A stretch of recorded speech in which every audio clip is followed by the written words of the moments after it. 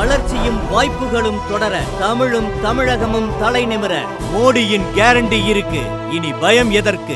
விருதுநகரை குறிவைத்து களப்பணி செய்து வந்த அந்த 60 வயது காரியகர்த்தாவை பாஜக திருச்சி தொகுதிக்கு திசை மாற்றிவிடப் போவதாக வதந்திகள் பறந்து கொண்டிருந்த நேரம் அது. வெளி மாவட்டத்தை சேர்ந்தவரை இங்கு களமிறக்கினால் டெபாசிட் கூட மிஞ்சாது என எச்சரித்தார் திருச்சி சூர்யா.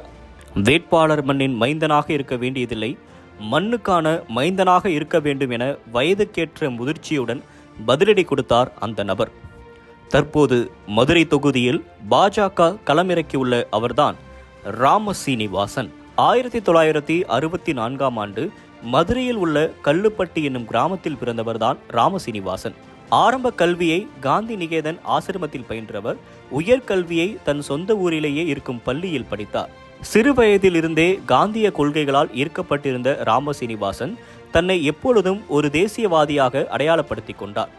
1984ஆம் ஆண்டு விசாகப்பட்டினத்தில் நடந்த அகில இந்திய NCC கடற்படை முகாமில் தங்கப்பதக்கம் வென்றார்.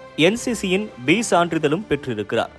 1997ஆம் ஆண்டு மதுரை காமராஜர் பல்கலைக்கழகத்தில் முதுகலை பட்டம் பெற்றார். அதே பல்கலைக்கழகத்தில் காந்திய தத்துவத்தில் முனைவர் பட்டமும் பெற்றிருக்கிறார். 2010ஆம் ஆண்டு அண்ணாமலை பல்கலைக்கழகத்தில் MBA படிப்பையும் படித்தார். காந்திய கொள்கைகளில் முனைவர் பட்டம் பெற்றிருந்தாலும் இந்திய வணிக மாதிரிகள், இந்திய பொருளாதாரம் போன்ற உள்நாட்டு தொடர்புடைய மேலாண்மை பாடங்களும் அவருக்கு அத்துப்படி. பாஜகவில் முக்கிய பொறுப்பில் இருந்தாலும் அரசியல் அல்லாது அவர் வகித்த பதவிகள் ஏராளமாக உள்ளன. RSS சித்தாந்தங்களின் தீவிர கொள்கைவாதியாக அறியப்படும் இவர் சுதேசி விழிப்புணர்வு இயக்கத்தின் மாநில இணை ஒருங்கிணைப்பாளராகவும் இருக்கிறார். தஞ்சாவூரில் உள்ள புகழ்பெற்ற சாஸ்திரா பல்கலைக்கழகத்தில் மேலாண்மை பள்ளியில் இணை பேராசிரியராக பணியாற்றியுள்ளார். 2019 முதல் 2020 வரை கொங்கன் ரயில்வேயில் தனி இயக்குநராகவும் இருந்திருக்கிறார். இது மட்டுமல்லாமல் நபார்டு வங்கியின் தனிநிலை இயக்குநராகவும் தற்போது அங்கம் வகித்து வருகிறார். பாஜகவிலே மெத்த படித்த ஒருவர் என்பதால் கட்சியினரும் தொண்டர்களும் அவரை பேராசிரியர் என்றே அழைப்பது உண்டு. கட்சிக்குள் முக்கிய பொறுப்பில் வலம் வந்தவர் தேர்தல் அரசியலில் முதல் அடியை எடுத்து வைத்தது 2016ஆம் ஆண்டில். அப்போது அதிமுக சார்பாக திருப்பரங்குன்றம் தொகுதியில் போட்டியிட்டு வெற்றி பெற்றிருந்த SSM சீனிவேல் பதவியேற்பதற்கு முன்பே பக்கவாத நோயால் காலமானார். இதனால் இடைத்தேர்தல் அறிவிக்கப்பட்ட இந்த தொகுதியில் பாஜக சார்பாக போட்டியிட ராம சீனிவாசனுக்கு வாய்ப்பு கிடைத்தது. திருமங்கலம் ஃபார்முலாவை போல் திருப்பரங்குன்றம் ஃபார்முலாவால் நேர்மையான அரசியலை செய்து வெல்வோம் என்று சூளுரைத்தனர் பாஜகவினர். ஆனால் அந்த தேர்தலில் அவருக்கு தோல்வியே மிஞ்சியது. அதற்கு பின் தேர்தல் அரசியலில் விலகியே இருந்தார் ராம சீனிவாசன். தனக்கான நேரம் வரும் என்று புலி பதுங்குவது போல் காத்திருந்தார். இருந்த போதிலும் கட்சியின் முகமாக தொலைக்காட்சி விவாதங்களிலும் நேர்காணல்களிலும் தொடர்ந்து பங்கெடுத்து வந்தார். 2024 மக்களவைத் தேர்தல் நெருங்க மீண்டும் தேர்தல் களத்திற்கு திரும்ப நினைத்தார் ராம சீனிவாசன்.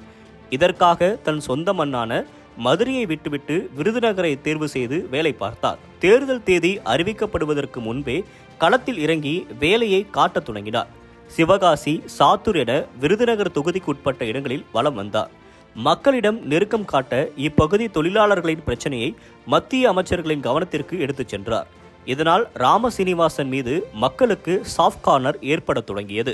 பாஜக தங்களுடைய வேட்பாளர்களை அதிகாரப்பூர்வமாக அறிவிப்பதற்கு முன்பே திருப்பரங்குன்றம் சுப்பிரமணியசாமி கோவிலிலிருந்து பிரச்சாரத்தை தொடங்கி அந்த தொகுதி முழுவதும் ஒரு ரவுண்ட் வந்தார் ராம சீனிவாசன். எப்படியும் விருதுநகர் தொகுதியில் சீட் கிடைத்துவிடும் என்று நம்பியவர் முதற்கட்டமாக மோடி 3.0 என்ற முழக்கத்துடன் பாஜகவின் சமூக ஊடக நிர்வாகிகளின் ஆலோசனை கூட்டத்தை நடத்தினார். இந்நிகழ்ச்சியில் பேசியவர் விருதுநகர் நாடாளுமன்ற தொகுதியை வென்று நாடாளுவோம் என்ற கோஷம் எழுப்பிய பொழுது அவர்தான் பாஜக சார்பாக விருதுநகர் தொகுதியில் போட்டியிடுவார் என்று முடிவாகிவிட்டதாகவே தோன்றியது. நிலைமை இப்படி இருக்க திடீரென்று ராம சீனிவாசன் திருச்சி மக்களவை தொகுதியில் போட்டியிடுவார் என்ற வதந்திகள் கிளம்பத் தொடங்கின. திருச்சி தொகுதி மீது கண் வைத்திருந்த பாஜகவின் திருச்சி சூர்யாவோ வெளி மாவட்டத்தை சேர்ந்த ஒருவரை பாஜக களம் இறக்கினால் டெபாசிட் கூட மிஞ்சாது, மாறாக மண்ணின் மைந்தனை களம் இறக்குங்கள் என்று தனது சமூக வலைதளத்தில் பதிவிட கமலாலயம் பரபரப்பாகியது. கட்சிக்குள்ளேயே கோஷ்டி மோதலா என்ற கேள்விகள் எழுந்தன. திருச்சி சூர்யாவிற்கு தக்க பதிலடி கொடுக்கும் விதமாக அரசியலில் பணியாற்றுவோர் மண்ணின் மைந்தனாக இருக்க வேண்டும் என்ற அவசியமில்லை, அந்த மண்ணுக்கான மைந்தனாக இருக்க வேண்டும் என்பதே முக்கியம். நான் மண்ணுக்கான மைந்தன் என்று பதிவிட்டு அதிரடி காட்டினார் ராம சீனிவாசன். இந்நிலையில் பெரும் எதிர்பார்ப்புகளுக்கிடையே வெளிவந்த பாஜகவின் 2ஆம் கட்ட வேட்பாளர் பட்டியலில் ராம சீனிவாசனுடைய பெயர் இடம்பெற்றிருந்தாலும் அவர் எதிர்பார்த்த விருதுநகர் தொகுதியையோ அல்லது வதந்தி பரவிய திருச்சி தொகுதியோ கிடைக்கவில்லை. மாறாக அவருக்கு மதுரை தொகுதியை ஒதுக்கியது பாஜக தேசிய தலைமை.